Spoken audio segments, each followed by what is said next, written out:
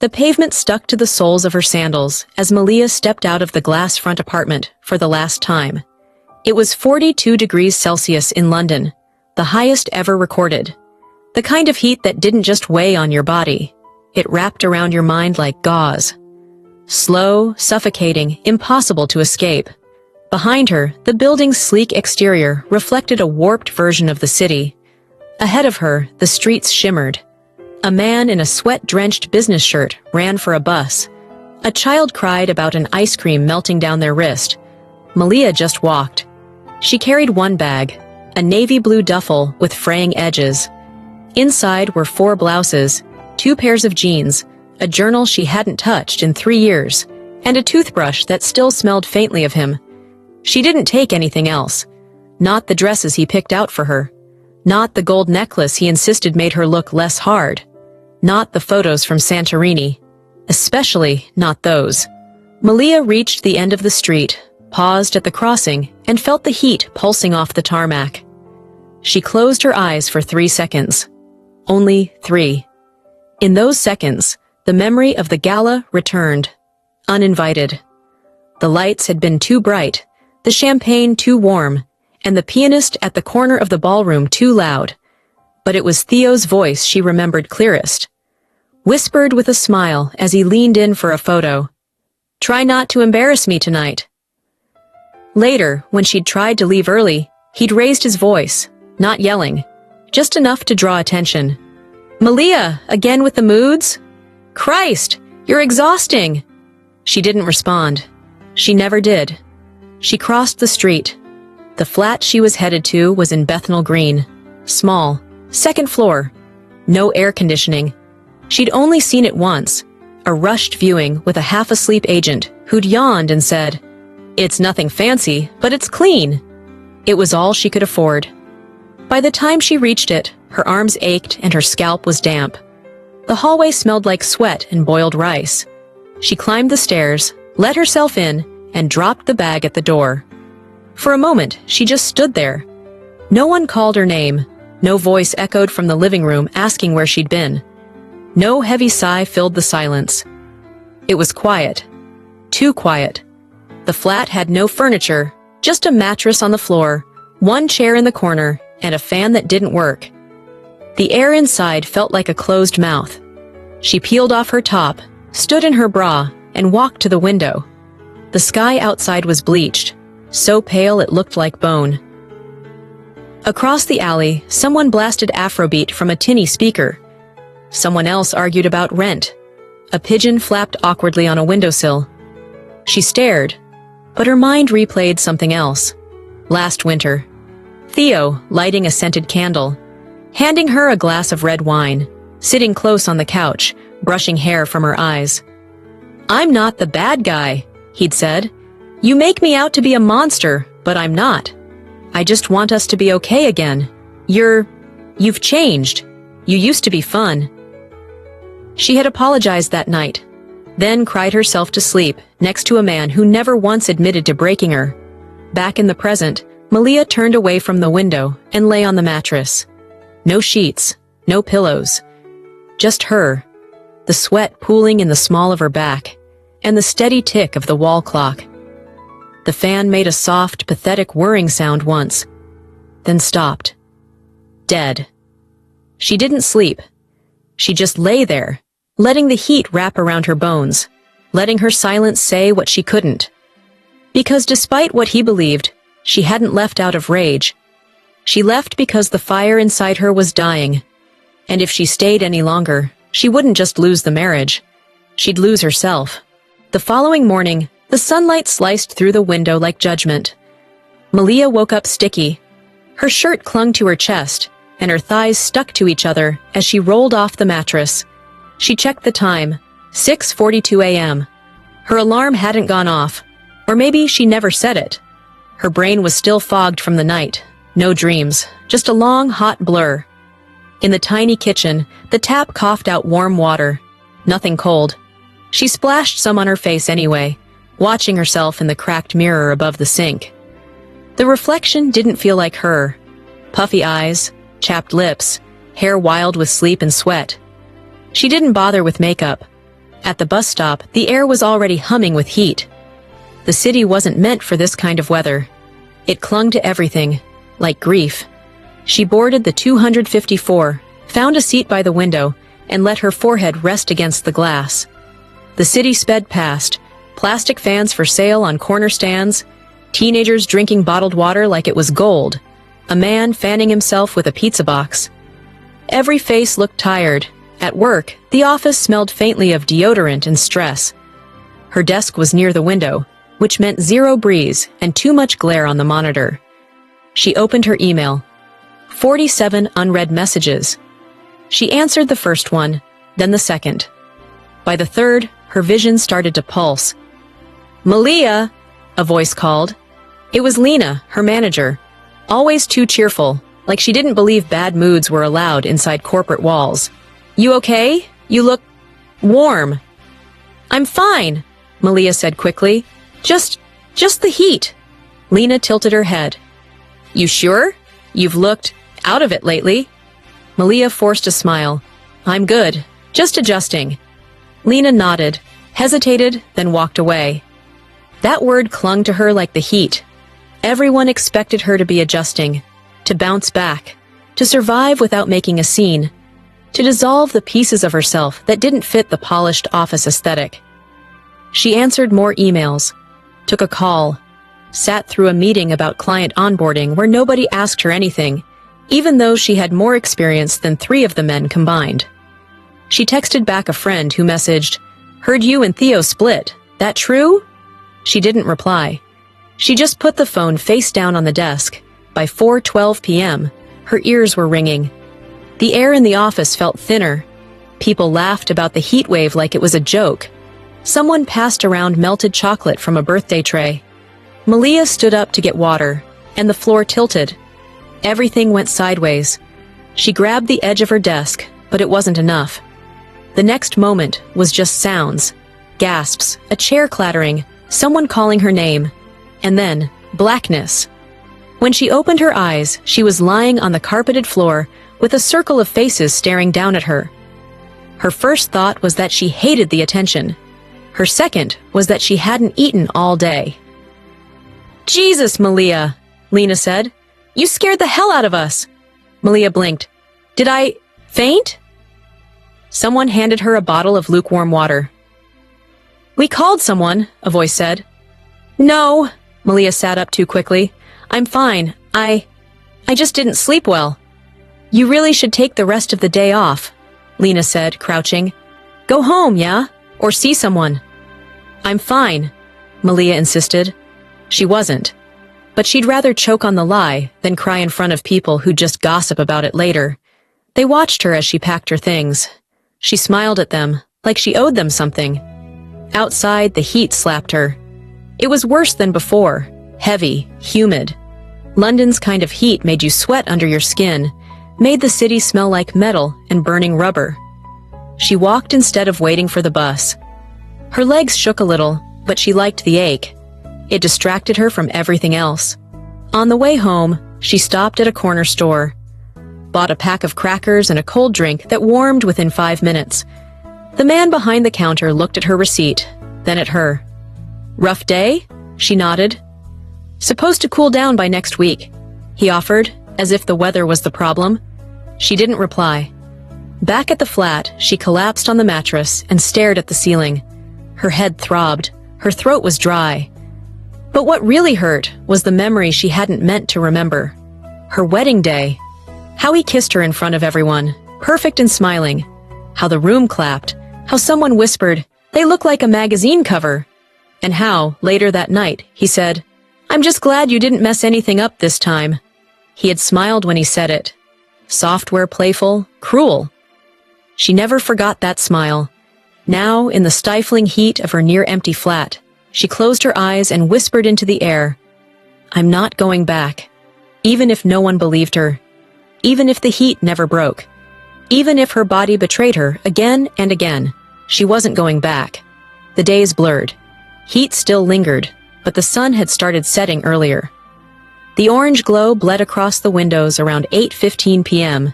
every evening, drenching the room in a soft, unsettling light. Malia didn't mind it. The quiet hours were easier to survive than the ones where she had to pretend to be okay. Her flat smelled like stale air and lemon detergent. She kept cleaning, even when there wasn't much to clean. The repetition felt safe, predictable. Scrub the kitchen counter. Wipe the fan that didn't work.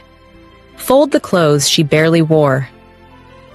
One evening, while sweeping under the sink, she found a box she didn't recognize. It was an old shoebox with tape around the lid. Inside were small things, none of them hers. A broken bracelet, a photo of a young woman with frizzy hair sitting on the floor of what looked like the same flat, and a note that read, "I am not crazy just because no one listened."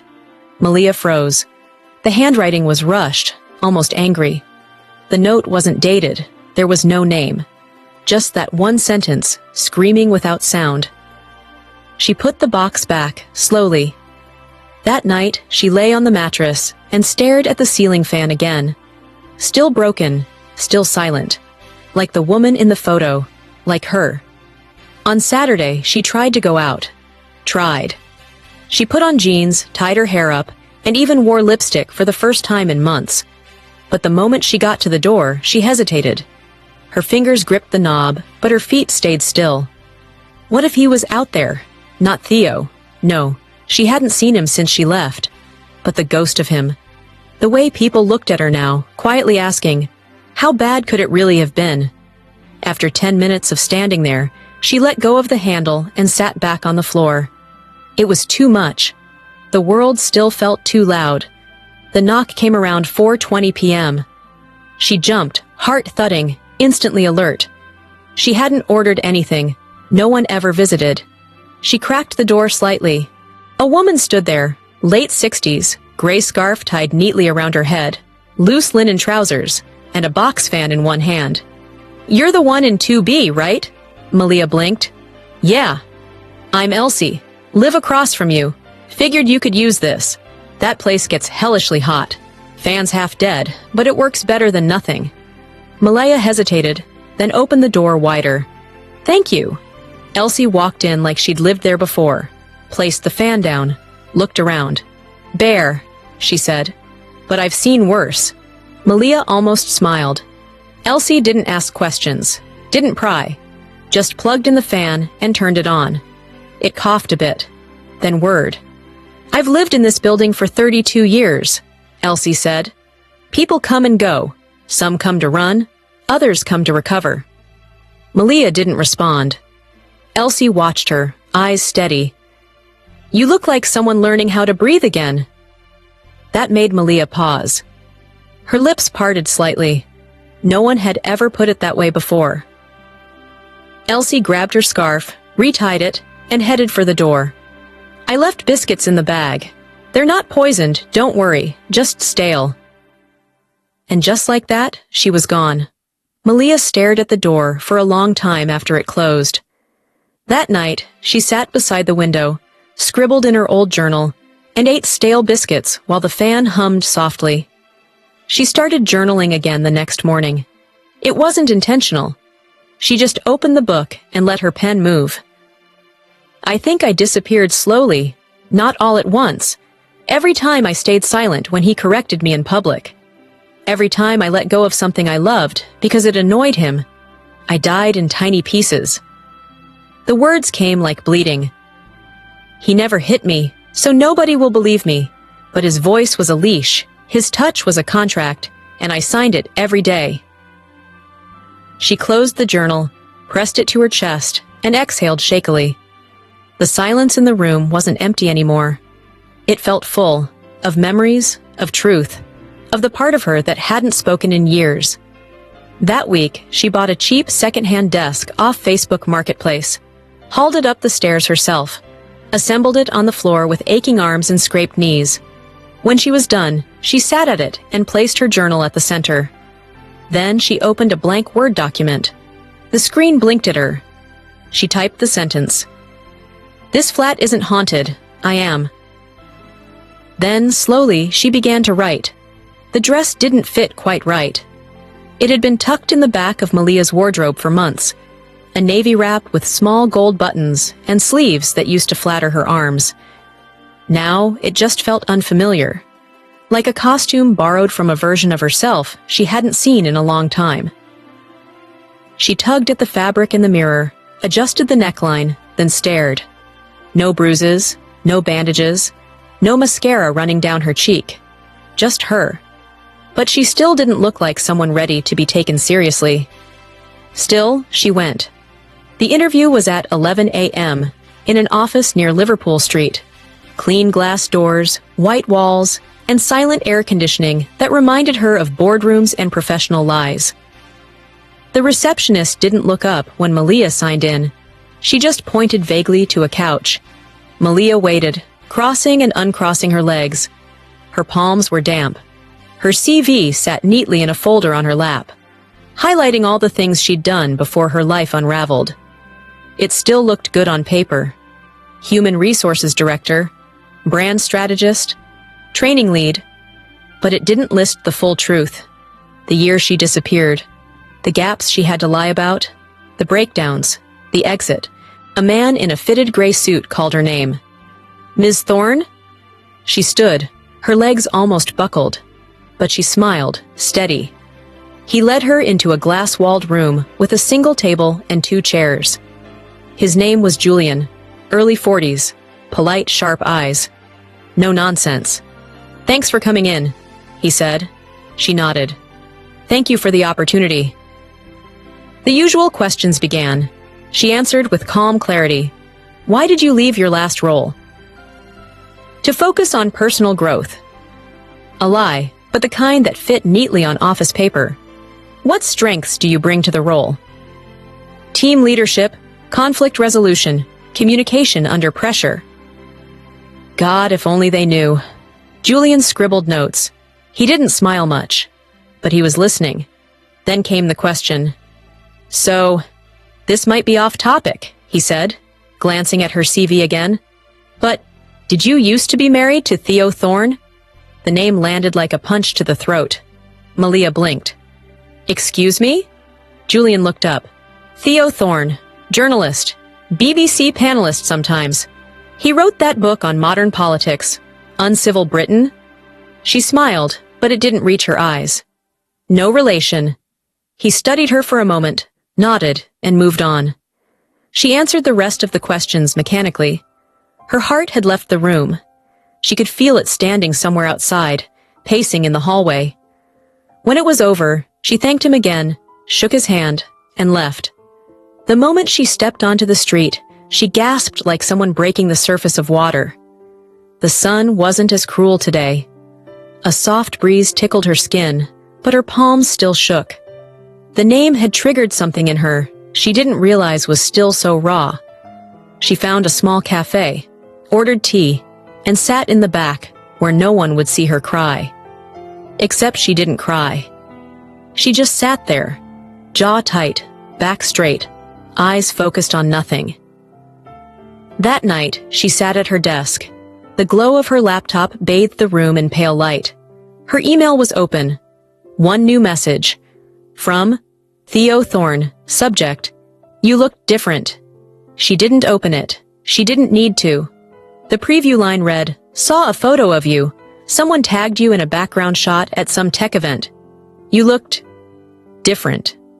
Hope you're okay. You always looked better beside me." She stared at the screen for a long time.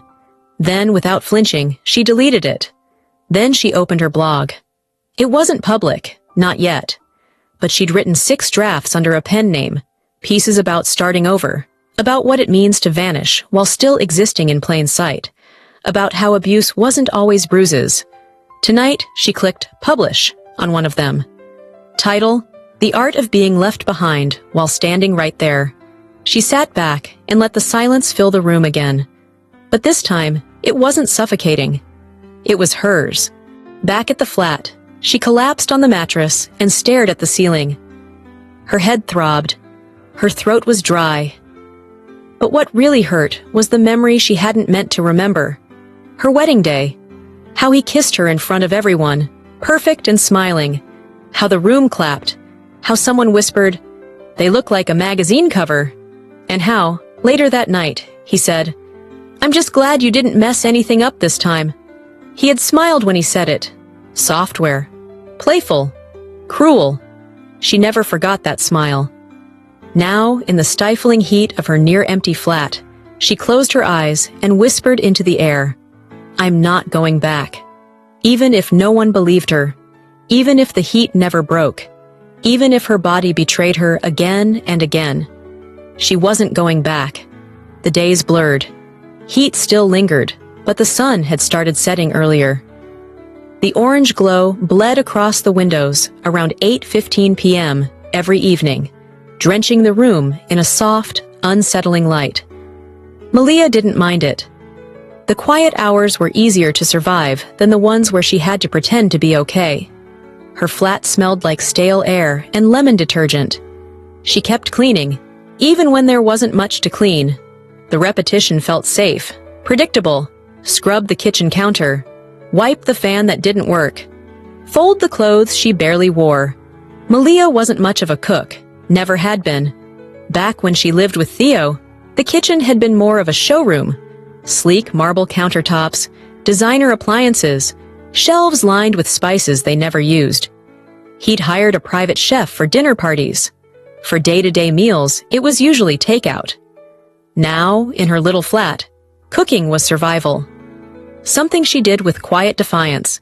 Something that tasted like freedom, even when it was burnt. It was a Thursday evening. She hadn't eaten all day again. She threw together a simple meal. Pasta and a frozen bag of vegetables she found buried at the back of her freezer. The fan buzzed lazily in the corner, fighting a battle it was clearly losing. Her shirt clung to her again. Sweat pooled at the base of her neck. She turned to stir the pot, reached over the hob, and her wrist grazed the edge of the pan. The pain was instant. She hissed, dropped the spoon, and staggered back. A red welt bloomed across her skin, angry and rising. "Shit!" she muttered, cradling her wrist under lukewarm water. It stung.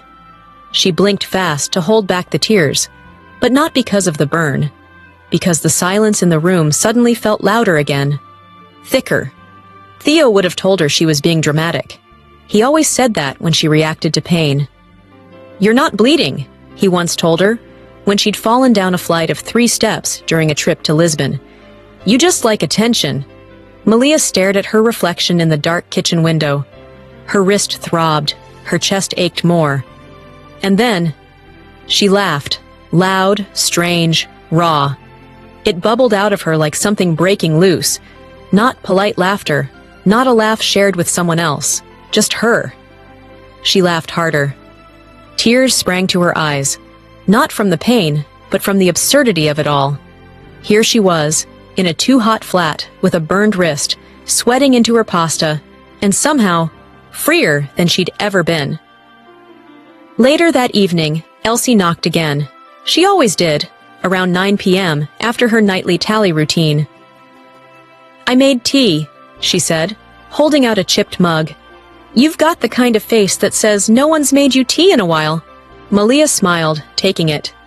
"Thank you." Elsie sat on the edge of the mattress without waiting to be invited. She glanced at Malia's bandaged wrist. "Burn?" Malia nodded. "My fault. Got distracted." Elsie sipped her own tea. "Distraction keeps us alive. Don't let anyone tell you otherwise." Malia tilted her head. "You always talk like you've lived 3 lives." Elsie smiled, but didn't answer. Instead, she looked around the room. "You're building something. I can feel it." "It doesn't look like much," Malia said, almost shy. Elsie shrugged. "Nothing ever does in the middle of becoming." That night, Malia sat at her desk and opened a blank document, but this time, not for her journal, not for her blog. A writing competition had popped up on her feed earlier that day. An open submission call for essays on reinvention. She hadn't planned to enter it, but her fingers moved on their own. She wrote about silence. Not the peaceful kind, but the dangerous kind. The kind that creeps in when you're scared to speak. The kind that molds itself around your life like armor until you forget what it's like to feel air on your skin. She wrote for hours. She wrote until her tea went cold. until the burn on her wrist stopped aching, until the fear of what he'd say, if he ever found her words, became irrelevant. She finished at 2:13 a.m. She didn't read it twice. She just submitted it. Then she shut the laptop, curled up on the mattress, and for the first time in weeks, she slept. London softened in late August. The sun didn't scorch anymore. It lingered, warm but unsure, casting slow shadows across brick buildings and narrow streets. Children played longer. Markets buzzed louder. The evenings stretched. Malia walked through Camden with a camera slung across her shoulder, one she'd borrowed from the library's free arts program. She took pictures of small things, old bicycles, cracked windows, a child's hand reaching for melting ice cream. She hadn't told anyone, but she was starting to like London. Not for its size or its noise, but for its contradictions. For how it could be brutal one week and forgiving the next. How it left you alone, and yet, somehow, saw you. She passed the mural near the canal, the one of the woman with her eyes closed, arms wide. The first time she saw it, Malia thought the woman looked like she was drowning. Now she saw someone floating, free. Elsie was waiting on the front steps when Malia got home, 2 cups of iced lemonade sweating on a tray between them. "Got news," Elsie said, passing her one. "That essay you submitted. I saw your name on the shortlist online. You didn't tell me." Malia blinked. "How did you—" "I might have read your email when you left your laptop open." She grinned, unapologetic. "Nosy old woman, you're welcome." Malia smiled. "I didn't expect anything from it." "You should start expecting good things," Elsie said, softer now. "It's time." She didn't throw a party. There was no champagne or confetti or viral post. But that evening, she went out. She sat by the Thames, hair pulled back, toes grazing the edge of the water. She took a deep breath and exhaled without shaking. She thought of Theo, but not with bitterness. She thought of the version of herself that let the fire consume her. The one who curled under the weight of someone else's anger, who flinched at slammed doors, who apologized for existing. That version didn't need erasing. She needed mourning. Malia whispered her goodbye to the river. No tears this time. Just silence. The good kind. 3 weeks later, she packed the last of her things into 2 suitcases. Elsie didn't try to stop her. She helped zip the bags, tucked a pack of biscuits into one, and kissed Malia's cheek without a word. "You know where to find me," Elsie said. "I'll write," Malia promised. "You better. And if that ex ever shows up here again, I'll bite his ankles." They laughed. A real laugh this time, without pain underneath. Malia didn't tell many people where she was going, just that she was leaving London. She wanted a new city, one with fewer memories, more trees, and a chance to build something quietly. She'd applied for a writing residency in Bristol and got accepted. They'd read her essay and said it was startling and vulnerable and necessary. She wasn't running this time. She was choosing. On the train, she sat by the window and let her hair down. No makeup, no mask. She didn't know what her future held, if she'd fall in love again, if she'd ever stop waking up at 3 a.m. out of habit, if she'd look at mirrors without flinching. But she knew this. She was here. She was healing. And somewhere between that burn in the kitchen and the night she submitted her truth to strangers, Malia disappeared. But not in the way people meant when they said it like a tragedy. She disappeared from what hurt, from who she had to be for him, from the house she never felt at home in, from the version of herself that whispered instead of speaking. And in her place, someone new stepped forward,